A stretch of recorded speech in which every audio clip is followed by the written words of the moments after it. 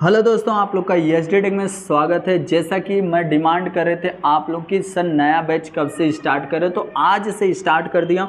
आज मैं यहाँ पे साइंस 1 क्लास 10 का साइंस 1 का पहला चैप्टर आप लोग को एक्सप्लेन करने वाला हूँ। किस तरीके से आप लोग को क्या क्या पढ़ना चाहिए, क्या नहीं करना चाहिए, फटाफट ख़त्म होने वाला है। बहुत जल्द मैं इस चीज़ को ख़त्म कर दूंगा आप लोग को पढ़ा के। पहला लेसन पे आ जाते हैं हम लोग। पहला लेसन अपना टेक्स्ट बुक ओपन कर लो और क्या चीज़ मैं पढ़ाता हूँ उसको ध्यान से देखना। एक्सप्लेन कर रहा हूँ उसको अच्छी तरीके से समझने की कोशिश करना। जो चीज़ बताऊंगा बोर्ड के ही रिलेटेड रहेगा। आप लोग को बस इतना ही इस चैप्टर से करना रहेगा, आप लोग को ये चैप्टर खत्म हो जाएगा। ध्यान से देखना। पहला जो चैप्टर है ग्रेविटेशन। ग्रेविटेशन चैप्टर को ओपन करते हैं।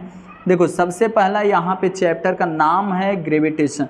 अब ग्रेविटेशन का मीनिंग होता है गुरुत्वाकर्षण। गुरुत्वाकर्षण का मीनिंग होता है जैसे कि अगर बाय द वे आप यहाँ पर बैठे हुए हो तो ये चीज़ क्या हुआ है कि आपके बीच में नीचे ग्रेविटी लगा हुआ है। ग्रेविटी आपको खींच के अपने तरफ अर्थ की तरफ रखा हुआ है। इस तरीके से यहाँ पर ग्रेविटेशन का मीनिंग है।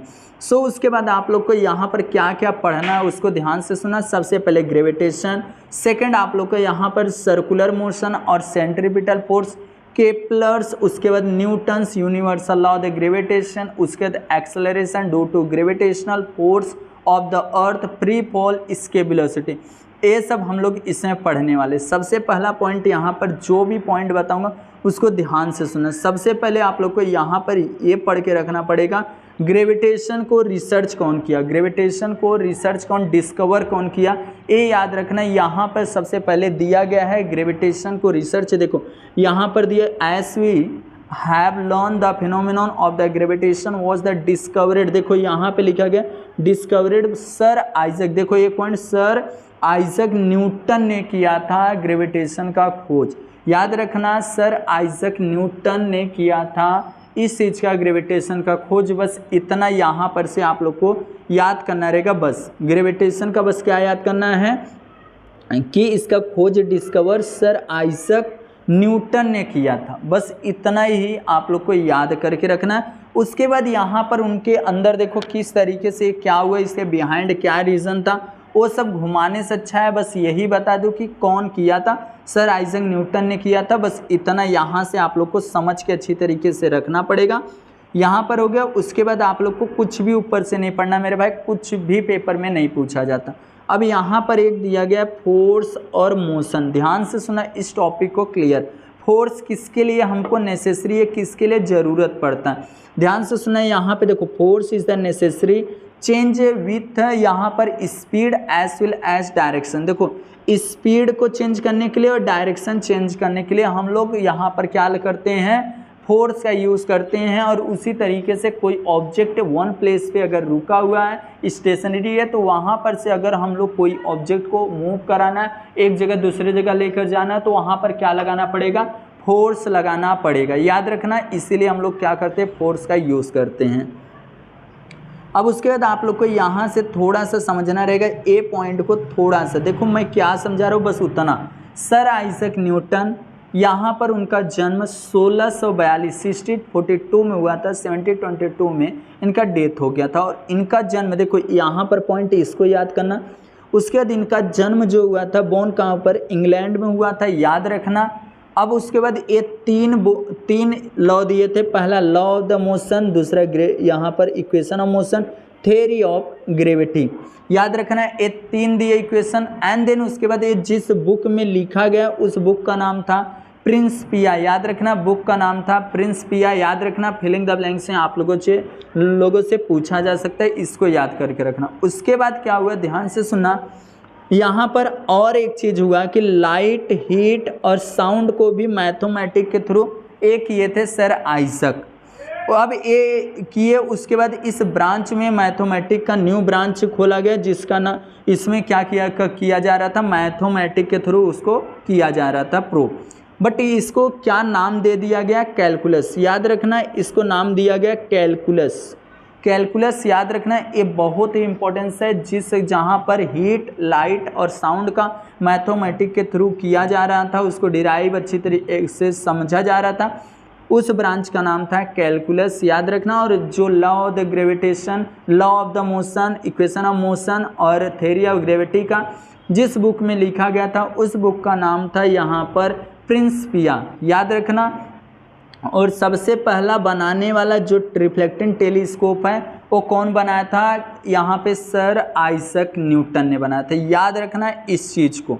क्या चीज़ मैं बोला, देखो यहाँ पर फर्स्ट कॉन्ट्रैक्ट करने वाले उस चीज़ को रिफ्लेक्टिंग टेलीस्कोप के कौन है, सर आइजैक न्यूटन हैं, याद रखना है। ये भी समझ गया आप लोग को। उसके बाद आप लोग को यहाँ पर याद करना रहेगा, देखो पॉइंट वाइज मैं बता रहा हूँ, आप लोग को पेपर में इसी के थ्रू पूछा जाएगा। अब देखो यहाँ सर्कुलर मोशन और एक सेंट्रीपिटल फोर्स। अब सर्कुलर मोशन क्या होता है याद रखना, और सेंट्रीपिटल फोर्स क्या होता है। सर्कुलर मोशन एक कोई भी एक सपोज मान लो एक ऑर्बिट ए हो गया ऑर्बिट, अभी एक सर्कल है, अगर एक सर्कल के राउंड अप अगर कोई चीज़ घूम रहा है, याद रखना यहाँ पर एक मैं ले लेता हूँ इस तरीके से, एक सर्कल का अगर कोई राउंड अप घूम रहा है, बार बार ऐसे घूम रहा है, इसी को हम लोग बोलेंगे सर्कुलर मोशन। आप लोग को डिफिनेशन बस याद करना रहेगा, सर्कुलर मोशन और सेंट्रीपिटल फोर्स का डिफिनेशन याद करके रखना पड़ेगा। देखो यहाँ सेंट्रीपिटल फोर्स का डिफिनेशन दिया गया, ये है सेंट्रीपिटल फोर्स का डिफिनेशन। क्या चीज़ दिया गया, देखो यहाँ पर सिंपल सा, a force act on any object moving along a circular and it direct toward the centre of this circle, this is called circular centripetal force. अगर बाय द वे यहाँ पे देखोगे एक ऐसा कोई इंसान है, अगर ऐसा एक गोला है, अगर एक थ्रेड ले लेता है, ये धागा हो जाता है, अगर ऐसा मूव कर रहा है, बार बार ऐसे घुमा रहा है, एक सर्कल में घुमा रहा है, और पूरा फोर्स कहाँ लगा हुआ है, सेंटर ऑफ द सर्कल में लगा है, सेंटर ऑफ द सर्कल में लगा है, इसी चीज़ को हम लोग बोल देंगे सेंट्रीपिटल फोर्स, याद रखना। अभी केंद्रीय बल बोला जाता है, और सर्कुलर मोशन का सिंपल सा जो अपने ऑर्बिट पे क्या करे, मूव करे, उसको सर्कुलर मोशन बोला जाता है, याद रखना। समझ गया मेरे भाई, ये दोनों का डिफिनेशन आप लोग को अच्छी तरीके से याद करना पड़ेगा, किसका, सर्कुलर मोशन और सेंट्रीपिटल फोर्स का, यहीं पर एक दिया गया है और उसको आप लोग को याद करना है, सर्कुलर मोशन, समझ गया। उसके बाद और आगे आ जाते हैं हम लोग को, और क्या करना है देखो ध्यान से, यहाँ पर अब आता है केपलर्स के लॉ। देखो केपलर्स के लॉ अच्छी तरीके से 3 दिया गया, तीनों आप लोग को याद करना रहेगा। केपलर्स का लॉ, देखो सबसे पहले यहाँ पर कौन है केपलर्स, देखो योहानस दिया गया है केपलर्स, इनका जो नाम है इसको याद करके रखना। प्लस ये क्या किए हैं, सिर्फ आप लोगों से पूछा जाता है इनके 3 लॉ क्या है, यहाँ पे देखो ध्यान से देखना, first law, second law and then third law. First law क्या होता है, ध्यान से सुनना, ये चीज़ एक डायग्राम कंपलसरी आप लोग को बनाना रहेगा वहाँ पेपर में एग्जाम में।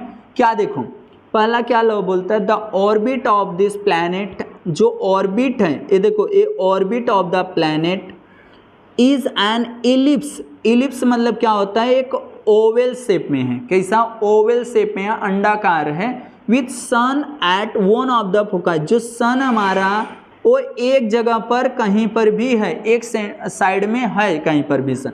अपना क्या है, ये जो अपना अर्थ है, ध्यान से सुनना, ये जो अपना है एक गोला है, अब एक गोला पूरा सर्कल नहीं है, ये क्या है, एक ओवल शेप में है, यहाँ पर इलिप्स दिया गया, with at the sun at the one of the foci. बस इतना आप लोग को याद करना है, ये ब्लैक लाइन याद रखना, बस black line, the orbit of the planet is an ellipse with the sun at the one of the foci। बस इसको याद कर लेना है, और उसके बाद आप लोग को सेकंड डायग्राम बना देना। दूसरा लॉ उसके बाद लिखना, दूसरा क्या बोलता है, देखो the line joining the planet, देखो the line joining the planet, देखो ये सन हो गया मेरा और ये प्लैनेट होगा। अब ये क्या बोला जा रहा है, the line joining the planet and the sun, अगर सन स्वीप हो रहा है यहाँ पर, sun sweep equal area in equal interval of the time. अगर देखो यहाँ पर देखने कोशिश करना ध्यान से, क्या चीज़ मैं बता रहा हूँ इसको, देखो ये चीज़ अगर यहाँ पर ए लाइन है, एक मिनट, ए लाइन जो है, अगर यहाँ से ए वाला प्लेनेट ए यहाँ पर आता बी के साइड में, और इसमें जितना समय लगा इतने में आने के लिए, उतना क्या होगा, सिंपल तरीका ये सी से, देखो अगर बी वाला सी से जाएगा फिर भी उतना ही समय लगने वाला, equal time in equal interval of this time दिया, देखो equal area in equal interval of the time दिया गया, याद रखना क्या बोला गया, अगर देखो ए बी जो रहेगा, ए से बी क्या बोला गया है, ए से बी तक का जो भी दूरी है वो सी से डी तक का भी दूरी क्या है, इक्वल है। ए से बी और सी से डी और ई से एफ, ये सब आपस में दूरी क्या है, सेम है, सेम दूरी है, सेम दूरी है। और यहाँ पे देखो after equal in this travel of this time the position of this planet starting from A से सी, अगर ए से सी आ रहा है, देखो A C B D respectively दिया गया है, ए एस, देखो A S C S sweep equal area in equal interval of this time, A S B और C H D are equal. But हमको इसमें कुछ भी नहीं ये सब करना है, बस इतना याद करना है, ये पहला वाला इतना ये ब्लैक लाइन एंड उसके बाद ए वाला बनाना है डायग्राम, उसके बाद सेकेंड वाला करना है आप लोग को यहाँ पर अच्छी तरीके से यही ब्लैक लाइन लिखना है और कुछ भी ये सब नहीं लिखना मेरे भाई। उसके बाद तीसरा वाला आप लोग को यहाँ पे दिया गया, तीसरा वाला देखो, तीसरा क्या बोलता है, अगर ए वाला याद रहा, देखो ए वाला तो इजीली बना सकते हो, देखो कैसे, द स्क्वायर, देखो the square of this period revolution around the sun is the directly proportional to the cube of mean distance of the planet from the sun. इसे टी का, देखो टी का बोला, टी मतलब टाइम हो गया, अब टी का स्क्वायर बोल रहे हैं, फिर डायरेक्टली प्रोपोर्शनल बोला, फिर किसका, यहाँ पे देखो directly proportional to the cube, cube मतलब क्या होता है, घन। अब यहाँ मीन डिस्टेंस, डिस्टेंस को डी भी लिख सकते हैं और आर भी लिख सकते हैं, तो आर का क्यूब, इस तरीके से यही चीज़ पूरा बोला था। देखो the square of this period revolution around the sun directly proportional ये हो गया, एंड उसके बाद the cube of mean distance of this planet of this from the sun. ये चीज़ आप लोग को यहाँ पे लिखना रहेगा। उसके बाद आप लोग को ये चीज़, अगर ए बार इसको डायरेक्टली प्रोपोर्शनल को हटाना है, इसके जगह पर अगर बराबर लगाते हो तो ईजिली हटा के इसको अपॉन में चले जाएगा, ए क्या हो जाएगा, टी स्क्वायर अपॉन आर का क्यूब इक्वल टू कांस्टेंट हो जाएगा के मतलब कांस्टेंट। याद रखना डायरेक्टली प्रोपोर्शनल को हटाने के बाद कांस्टेंट आ जाएगा कोई ना कोई नंबर, याद रखना, बस इतना आप लोग को लिखना रहेगा। समझ गया मेरे भाई, बस तीनों रूल अच्छी तरीके से लिखना है, डायग्राम बनाना है। अब उसके बाद आता है Newton's universal law of the gravitation. अब इसमें क्या बोला जा रहा है, ध्यान से देखने की कोशिश करना है। इसमें भी एक बोला गया, देखो Newton's universal law of the gravitation. इसमें भी सिंपल तरीका एक ये याद रखना, देखो क्या चीज़ मैं लिख रहा हूँ, F directly proportional m1 and m2 upon D का स्क्वायर। अब देखो यही फार्मूले पर आप लोग Newton's universal law of the gravitation पूरा आप लोगों को यहाँ पर बता दोगे। देखो यहाँ पर लिखा गया है, यहाँ से this force is the directly proportional to the product. देखो this force is directly proportional m1 m2। देखो यहाँ masses are the two object, दो ऑब्जेक्ट का मासेस है m1 and then m2, inversely मतलब अपॉन में inversely proportional to the square root. Square root मतलब क्या होता है, square of the distance between them. Distance between them ये चीज़ यहाँ पर बोला गया है, बस इतना इसको समझ के आपको रखना पड़ेगा, बस ये वाला याद कर लो। और इसको अगर यहाँ पर डायरेक्टली प्रोपोर्शनल हम लोग को हटाना है तो वहाँ पर क्या आ जाएगा, एक कांस्टेंट आएगा। यहाँ पर कांस्टेंट क्या बनने वाला है हमारा, ये देखो एफ इक्वल टू जी हो जाएगा, क्योंकि हम हम लोग अर्थ का निकाल रहे हैं, तो अर्थ मतलब यहाँ पर हो जाएगा ग्रेविटेशनल। अब यहाँ पर m1 and m2 upon D का स्क्वायर। याद रखना ये चीज़ होने वाला है। यहाँ पर क्या चीज़ बोला जा रहा है, देखो ध्यान से, एफ हो जा रहा है एंड बराबर इक्वल टू का साइन हो गया, डायरेक्टली प्रोपोर्शनल को हटाने के बाद यहाँ पे जी आ जाएगा, और m1 और m2 अपॉन डी का स्क्वायर। इस तरीके से आपको बस लिख देना रहेगा, और यहाँ से यहाँ तक ये भी आप लोग का क्लियर हो जाएगा। उसके बाद और आगे आ जाओगे तो क्या ये वाला चीज़ यहाँ पर लिखना कंपलसरी है, ये वाला भी, ये लाइन बस समझ गया। उसके बाद आप लोग को कुछ भी यहाँ पर नहीं करना है। उसके बाद आप लोग को यहाँ पर ए वाला यूनिफॉर्म सर्कुलर मोशन जो दिया गया है, इसको आप लोग को सिंपल सा इसका डिफिनेशन याद करके रखना। यूनिफॉर्म सर्कुलर मोशन का डिफिनेशन देखो, स्पीड का फार्मूला ये होता है speed equal to distance travel upon time taken, ये समझ के रखना। उसके बाद आप लोग को यहाँ पे देखो किस तरीके से इसको प्रूव करना है, डेरिवेशन के थ्रू दिया गया है। आज तक तो पेपर में नहीं पूछा गया, बट मैं आप लोगों को बता दे रहा हूँ। देखो अब यहाँ फोर्स का फार्मूला क्या होता है, बी जस्ट फोर्स, देखो फोर्स इक्वल टू यम हो गया यम वी का स्क्वायर अपॉन आर दिया गया। क्या दिया गया है, यम वी का square upon r, mass into velocity का स्क्वायर अपॉन आर। इस तरीके से याद रखना, ये फोर्स का दिया गया। अब ये दिया गया है, ये याद करना। उसके बाद आप लोग को यहाँ पर देखो दिया गया नीचे एक चीज डिस्टेंस, यहाँ पर स्पीड का formula v equal to distance travel upon time taken. तो अब हम लोग यहाँ पर क्या लिखेंगे, 2 पाई आर। वृत्त की जो स्पीड के सरकमफेरेंस होता है 2 पाई आर होता है, वृत्त की परिधि 2 पाई आर होता है। यहाँ पे 2 पाई आर लिख दिया इसके जगह और टाइम को t लिख दिया।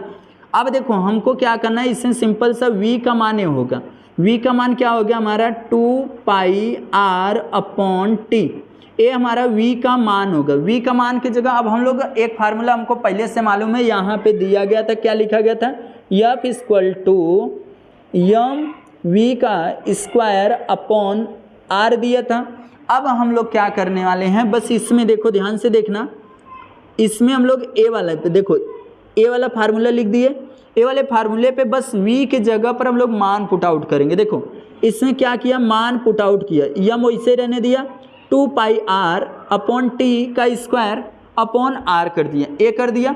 अब उसका सिंपल तरीका, इसका स्क्वायर देखो 4 रख दिया, 4 2 का स्क्वायर 4 और पाई का पाई और नीचे आर था, आर का स्क्वायर कर दिया तो 2 आर हो गया, तो एक आर क्या हो गया, कट गया और ये तुम्हारा बच गया मेरे भाई ए चीज़। अब यहाँ पर क्या किया गया, एक बार मल्टीप्लाई आर से किया गया है, एक बार डिवाइड किया गया, तो डिवाइड और मल्टीप्लाई दोनों किया गया। तो यहाँ पर इस तरीके से ये ऑप्शन में आता है आप लोग को सिंपल सा 4 यम पाई आर का स्क्वायर, पाई का स्क्वायर अपॉन आर का स्क्वायर। ये टी क्या होता है, टी बाहर चले जाए, क्योंकि इसे आर का देखो आप लोग केपलर्स का 3rd लॉ में आप लोग पढ़े कि ये वाला जब हम लोग हटा देते तो इसका कांस्टेंट हो जाता, के हो जाता, आर का क्यूब अपॉन टी का स्क्वायर। आप लोग अभी जस्ट केपलर्स के 3rd लॉ में पढ़े, के मतलब कांस्टेंट कोई नंबर, के इसके जगह पर हम लोग पूरे के जगह के रख सकते इजीली। तो यहाँ पे देखो क्या किया गया, वही चीज़ यहाँ पे रखा गया, एफ इक्वल टू 4 यम वही रख दिया, आर का वैसे रख दिया, के रख दिया। एक के मतलब कांस्टेंट हो गया, के मतलब कांस्टेंट हो गया। और यहाँ पे देखो बट लेकिन हमको ये चीज़ यहाँ पर मालूम है, पहला दिया गया। अब नीचे के हो गया इक्वल टू 4, देखो अब ए वाला आप लोग को यहाँ पर देखो 4 यम पाई का स्क्वायर दिया, कांस्टेंट हो गया पूरा नंबर। अब यहाँ पर एक पॉइंट आता है, देखो यहाँ पर ये चीज़ F equal to constant 1 upon R का स्क्वायर इक्वल टू, अब इसको हमको ऐसा करना है तो कांस्टेंट को हटा के हम लोग फिर से लिख सकते हैं डायरेक्टली प्रोपोर्शनल 1 अपॉन आर का स्क्वायर। इस तरीके से इसको प्रूव दैट हम लोग ईजिली कर सकते, इस तरीके से आप लोग को करना रहेगा। बाकी आज तक पेपर में बताया नहीं गया, ना पूछा गया मेरे भाई। अब उसके बाद आता है यहाँ पर देखो सवाल दिया गया है न्यूमेरिकल्स किस तरीके से है, वो चीज़ आप लोग को बस मान पुट आउट करना है, इसलिए हो जाएगा। तो न्यूमेरिकल्स अभी मैं नहीं समझा रहा हूँ मेरे भाई। अब यहाँ पर ये सब कुछ भी पेपर में नहीं पूछा जाता। अब यहाँ पर एक क्वेश्चन पूछा जाता है, ये value of g on the surface of the earth. देखो हमको एक चीज़ मालूम है, एफ इक्वल टू, ध्यान से सुनना, F equal to G M upon R. अब देखो जी क्या है मेरा, एफ मतलब फोर्स, और जी क्या है मेरा, जी मतलब अर्थ का ग्रेविटेशन है, यम मतलब क्या, मास ऑफ द अर्थ है, और उसके बाद यहाँ पर यम मतलब क्या, छोटे वाला जो यम है ये क्या मेरा अर्थ का दिया गया है, अर्थ नहीं कोई ऑब्जेक्ट का। देखो ए वाला जो है यम, ये मेरा ऑब्जेक्ट है, ऑब्जेक्ट है, ए मेरा अर्थ का मास है, और जी दिया गया है ग्रेविटेशनल, और नीचे भी आर जो दिया गया है रेडियस ऑफ द ऑब्जेक्ट है। याद रखना रेडियस ऑफ द ऑब्जेक्ट है, याद करके रख लेना रेडियस ऑफ द ऑब्जेक्ट। उसके बाद हम लोग को नीचे क्या दिया गया, देखो यम यहाँ बता दिया गया, यम क्या है, मास ऑफ द अर्थ है। और हमको एक चीज़ और मालूम है, फादर इक्वल टू माँ, याद रखना बहुत प्यारा सा है, फादर इक्वल टू यम ए, और एक जगह पर मैं जी भी रख सकता हूँ, एक्सेलरेशन इक्वल टू ग्रेविटेशन होता है, एक दूसरे के बराबर होता है। इसके लिए यहाँ पर ए इक्वल टू जी यहाँ पर हम लोग पुट आउट कर सकते हैं। तो इसी तरीके से मैं यहाँ पर क्या किया कि यप के जगह पर यहाँ पर यम जी रख दिया, यप के जगह पर मैं क्या रख दिया, यम जी, और यम से यम क्या हुआ, सिंपल तरीका देखो, अगर मैं यहाँ पर ये चीज़ रखा तो यम से यम क्या कर दिया, कट कर दिया, और मेरा बचा जी यम यम अपॉन आर का स्क्वायर। जब मास ऑफ द अर्थ भी हमारा क्या दिया गया, मास दिया गया, अर्थ का दिया गया है, और ग्रेविटेशन भी दिया गया है, और यहाँ पर आर जो है रेडियस, वो चीज़ आप लोग का फिर से वो भी क्या हो जाएगा, अर्थ का हो जाएगा। याद रखना मेरे भाई, वो भी किसका हो जाएगा, अर्थ का। इसके लिए यहाँ अर्थ लिखा गया। अब उसके बाद यहाँ पर जी बराबर सब हो गया, बस इसका मान पुट आउट देखो करना है। जी का होता है 6.6 इंटू 10⁻⁻11, और मास ऑफ द अर्थ होता है 6 इंटू 10⁻24, और रेडियस होता है मेरा 6.4 इंटू 10⁻6। अगर दोनों का अच्छी तरीके से पूरा करोगे तो ये आप लोग का हो जाएगा 9.77 मीटर पर सेकेंड। इस तरीके से आप लोग का ये प्रूफ दैट आप लोगों को पेपर में पूछा जाता है। अब आता है variation of the value G. Variation of the value G क्या होता है, ध्यान से सुनना। Variation of the value G किस तरीके से करना रहेगा, देखो variation of the value G में आप लोग को सिंपल तरीका, कुछ ज़्यादा नहीं। देखो वेरिएशन ऑफ द वैल्यू जी, इससे पहला क्या दिया गया है, change along the surface of the अर्थ। तो यहाँ पे देखो सबसे पहले यहाँ से जो मेन पॉइंट है, देखो यहाँ पर बोला गया the radius of the largest equator और द स्मॉलेस्ट पोल पे। सिंपल सा रेडियस जो होगा, radius is the largest at the equator and then smallest कहाँ पर रहेगा, पोल पे रहेगा। और जी का मान अगर देखो ध्यान से सुना, अगर हाईएस्ट पे जाएगा 9.832 मीटर पर सेकेंड होगा, बट वो अगर पोल पे आएगा वो धीरे धीरे क्या होने लगेगा, डिक्रीज होने लगेगा। और लैटिट्यूड दिया गया है, इट इज़ द लोएस्ट, अगर सबसे कम देखा जाए 9.78 मीटर पर सेकेंड इक्वेटर पे। ये बस पॉइंट को याद रखना, ये आपका खत्म हो जाएगा। याद हो गया। उसके बी वाला दिया गया चेंज विथ हाइट। अगर एक बात समझ लेना, अगर मेरा ये अर्थ है, अगर मैं ऊपर जा रहा हूँ तो रेडियस, अगर रेडियस बढ़ रहा है, अगर बढ़ रहा है, बड़ा है, याद रखना तब जी का मान क्या होगा, माइनस में जाएगा। याद रखना घटेगा। अगर रेडियस कम होगा तो जी का मान बढ़ेगा। याद रखना जो पॉइंट बता रहा हूँ। अब यहाँ पर बोला गया देखो चेंज द हाइट, हाइट पे जा रहे हैं। अब देखो यहाँ पर बोला भी गया, देखो अब एरोप्लेन जो होता है वो फ्लाइंग करता है तो हाइट पे कितना 10 kilometre above surface of the earth. The distance यहाँ पर दिया सरफेस ऑफ दिस 6400 किलोमीटर से 6410 किलोमीटर तक दिया गया है इसके बीच का। चेंज द जी का वैल्यू, निगलेबल मतलब क्या होता है, वहाँ पे जीरो हो जाएगा। निगलेबल का मीनिंग होता है जीरो, जहाँ पर क्या हो शून्य हो जाए वहाँ पर।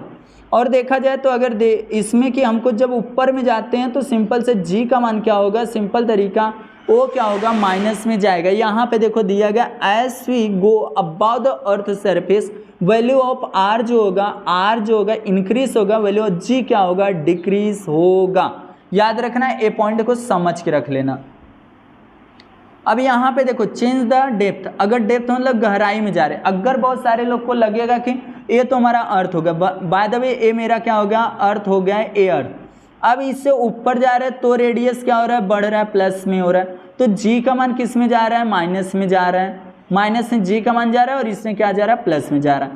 बट अगर मैं अर्थ की तरफ आ रहा हूँ तो मेरा रेडियस क्या हो रहा है, कम हो रहा है और जी का मान क्या होगा, बढ़ेगा। बट अगर वो चीज़ डेप्थ में जा रहा है, नीचे जा रहा है, रेडियस फिर से क्या होगा, इंक्रीज होगा, मतलब प्लस में जाएगा, फिर से जी का मान किस में जाने लगेगा, माइनस में जाने लगेगा। याद रखना मेरे भाई, ये भी समझ गया कि अगर ऊपर डेप्थ में जाएगा तो भी जी का मान क्या होगा, आप लोगों का सिंपल तरीका माइनस में जाएगा। यहाँ पे देखो बोला भी गया, देखो this value of the also change we go inside the earth, the value of R equation 5 decrease and this one would thinks, आप लोग को जो थिंक सोच है that we value of G should increase as per this formula. However, part of this earth the contribute toward this gravitational for flat by this object also decrease, which means that is this value m mass of the earth जो होगा equation 5 में वो क्या होगा, decrease होगा. And this combined result of this R and M दोनों क्या होंगे यहाँ पे डिक्रीज. बट आप लोग का जी का मान भी क्या होगा, यहाँ पे देखो आप लोग का अगर देखा जाए तो आर का मान बढ़ेगा तो जी का मान क्या होगा, घटेगा. क्योंकि डेप्थ आप लोग को नीचे जा रहे तो भी रेडियस क्या हो रहा है, बढ़ रहा है. इसके लिए यहाँ पर प्रॉब्लम क्रिएट होगा. अब एक आप लोगों को पेपर में आता है मास और वेट का दोनों का डिफरेंट बिटवीन. इजिली आप लोगों को 4 पॉइंट याद हो जाएगा. देखो क्या चीज़ बोला गया, देखो पहला पॉइंट याद रखना, mass is the amount of matter present in this object, और ये पहला पॉइंट हो गया. एंड देन सेकंड वाला द एसआई यूनिट केजी, ये सेकंड पॉइंट हो गया. Mass is the scalar quantity, ये तीसरा पॉइंट हो गया. And then the value of the same everywhere, ये चौथा पॉइंट हो गया. And it is the value does not change even when we go another planet, ये पांचवा पॉइंट हो गया. देखो भाई एकदम इजीली आप लोगों को 5 पॉइंट में बता दिया. एंड देन इनरेशिया बोला गया है, इसका फार्मूला लिख दो बस according to Newton's first law, बात खत्म हो जाएगा. यहाँ पे 6 पॉइंट इजीली. अब वेट का इसी तरीके से देखो, the weight of an object defined as force the which is the earth attract this object. और फोर्स को देखो यहाँ पर दिया गया है, the force on an object mass m on the surface of the earth can be the written using this equation. the weight यहाँ पे देखो, the weight bring a force, SI unit क्या होता है, न्यूटन होता है. the weight यहाँ bring a force vector quantity, देखो वहाँ स्केलर था, यहाँ पर क्या हो गया, वेक्टर क्वांटिटी हो गया, याद रखना. और यहाँ पर बोला गया and direction is toward the centre of the earth. As this G का जो वैल्यू रहेगा हर जगह सेम नहीं रहेगा. वहाँ पे जी की वैल्यू मास में हर जगह सेम है, बट यहाँ पे जी की वैल्यू सेम नहीं है. और उसके बाद बोला गया यहाँ प्लेस टू प्लेस क्या होगा, कांस्टेंट मतलब रुका रहेगा मास, याद रखना. इस तरीके से बोला गया, दोनों का डिफरेंस बिटवीन आप लोगों को याद करना रहेगा. उसके बाद और आगे आ जाते हैं हम लोग. एक फ्री फॉल का डिफिनेशन आप लोगों से पेपर में पूछा जाएगा. फ्री फॉल का डिफिनेशन याद रखना, फ्री फॉल का डिफिनेशन आप लोगों को पेपर में आएगा तो आएगा, याद कर लेना मेरे भाई. फ्री फॉल का डिफिनेशन बस आप लोग फ्री फॉल का डिफिनेशन याद कर लिए तो आप लोग का काम हो जाएगा. आप लोग को और कुछ भी पढ़ने की ज़रूरत नहीं रहेगा.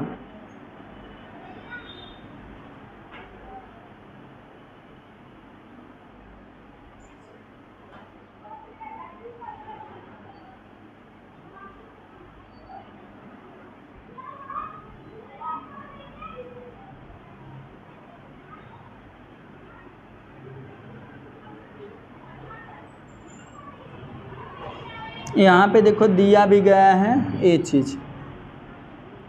The moon and this artificial satellite are moving only under the influence of the gravitational field of this earth, thus they are in free fall. इसका डिफिनेशन आप लोग अच्छी तरीके से याद करना. फ्री फॉल का डिफिनेशन आप लोग को ईजिली हो जाएगा, बस फ्री फॉल का डिफिनेशन याद कर लो मेरे भाई, आप लोग को ये भी खत्म हो जाएगा. उसके बाद और आगे आ जाते हैं हम लोग. यहाँ पर एक दिया गया है आप लोग को पोटेंशियल एनर्जी. देखो यहाँ पर पोटेंशियल एनर्जी का बस डिफिनेशन आप लोग को बताता हूँ, वो याद करना. देखो we have studies potential energy in last standard, A वाला इतना नहीं. The energy store in an object because of it position और state, this is called potential energy. बस आप लोग का काम खत्म हो जाएगा, बस इतना और ये वाला याद कर लेना, इसका पोटेंशियल एनर्जी का ये समझ गया मेरे भाई. अब उसके बाद आता है एस्केप वेलोसिटी का डिफिनेशन. एस्केप वेलोसिटी का भी डिफिनेशन आप लोगों को सिंपल तरीका डिफिनेशन ही याद करना रहेगा. बस आप लोग को डिफिनेशन याद कर लोगे तो ईजिली आप लोग का ये भी खत्म हो जाएगा. एस्केप वेलोसिटी याद रखना, एस्केप वेलोसिटी का याद करके रखना डिफिनेशन. एस्केप वेलोसिटी याद रखना.